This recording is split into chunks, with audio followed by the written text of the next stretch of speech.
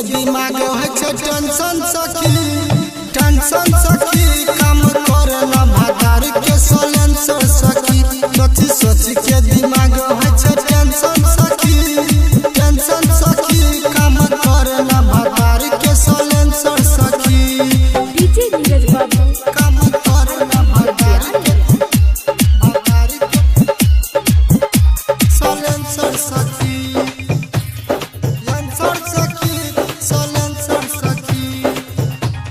चिंता से देह गोल सोची सखी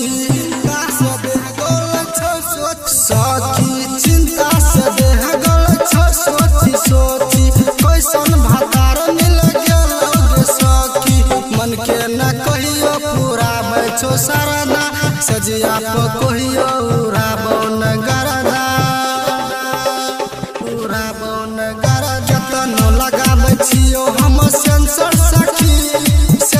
सखी काम करे ना भातार के सलेंसर सखी काम करे ना भातार के सलेंसर सखी काम करे ना भातार के सलेंसर सखी सलेंसर सखी ससुरा के सुख कहियो नहीं मिलल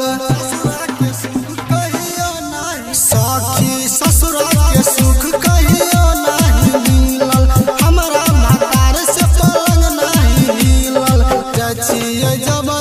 मातारा के सोजा कहै छै दोसर मरद जा